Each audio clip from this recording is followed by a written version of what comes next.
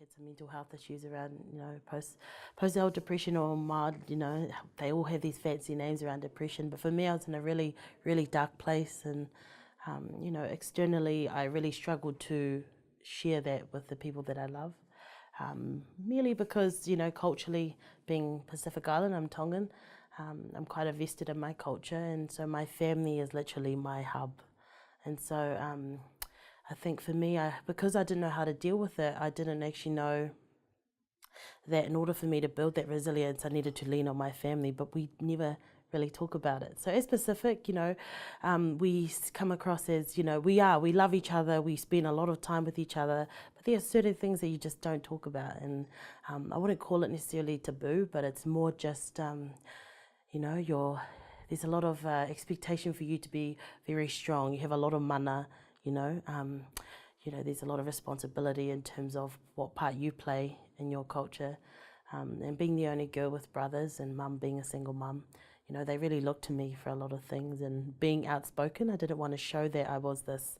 Actually, I'm going through some really tough times internally and with myself. Resilience to me was being able to just let it go and share the, awful as it sounds, but being able to share the load with other people, and then us being able to work together as a whānau instead of individually, because we're people who work together, and we, despite some things we don't necessarily talk about, we need each other. And so being able to strengthen myself and my family to build myself up is really what resilience was to me. Really close person to me, definitely was, recently lost their mum to cancer. And I think one thing I needed to do was, it was hard actually, to see someone you love so much, just close off and to see them. And, this person really had stuff happen to them beforehand, so they were adopted out of their own family. And so, this person felt like their mother had walked out of them at a young age, and then to go to a woman who embraced him, he wasn't even from he's Māori, and he went to the Samoan family, and for them to embrace him for who he was, and all the things that come with him, to lose his mum, to cancer was probably one of the hardest things to watch, and to see them just change and really have to challenge and go. It's like, again, and he kept saying to me, it's like, again, I'm losing my mum. And it was, and I didn't know what to say, because I still had my mum there. I sometimes put myself in a situation where I think, actually, they're asking me for an answer, but they don't actually want an answer. They just want you to listen and just pay attention and listen. And if they are looking for an answer, you give your authentic answer, and you just tell them your situation. But to ensure that if you cannot, make sure you don't carry that yourself, but definitely just listen.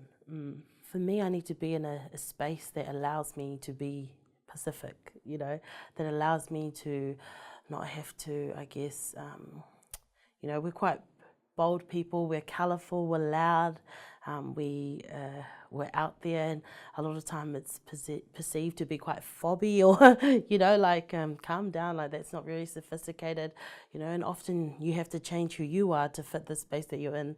And unfortunately, sometimes it's you're not with your own people, and so you tend to try and be something that you're not sometimes. And I just, in order to be me, I need to be able to speak my mind.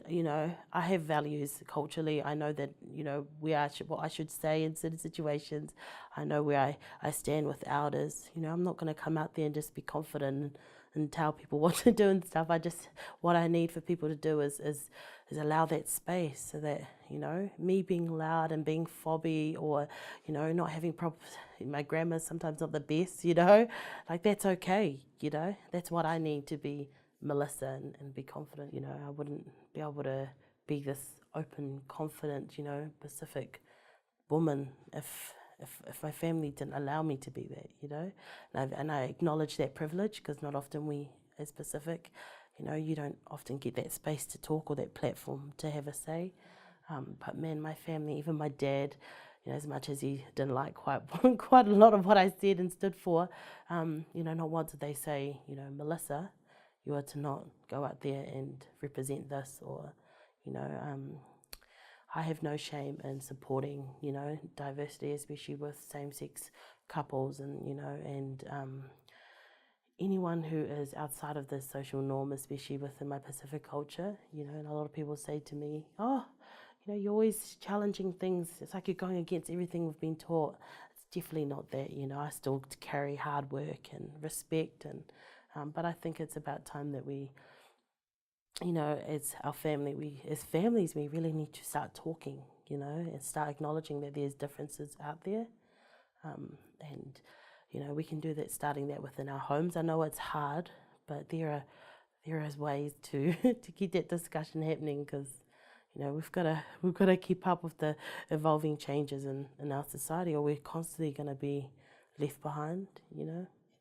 So my family for sure, and my culture.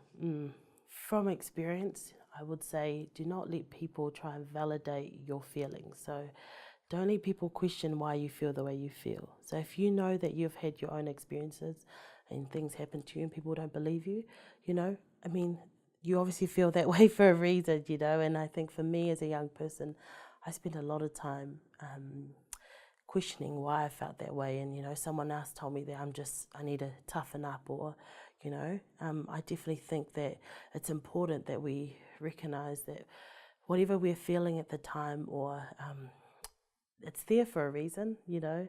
And it's definitely important that we don't let other people try to tell you how you should feel, like, you know, and get some help. You know, I can tell you that there is, for a long time I thought I'm the only one who felt this way, but actually, you know, I had some really tough times growing up, as, you know, in athletics and just body image and stuff like that. And I used to feel really uncomfortable. And then eventually I realized, actually, it's the way that I let people talk to me about my body, you know. In fact, it wasn't because I was being silly, you know. People tell me, you know, you're being silly, or get over yourself. It was really because I let other people speak that way to me. And all I'm saying is, you know, you might be going through something and thinking you're alone, when really there's a whole lot of other people who are feeling the same way you do. And if you do have the courage to speak up, you're making it easy for the next person, you know.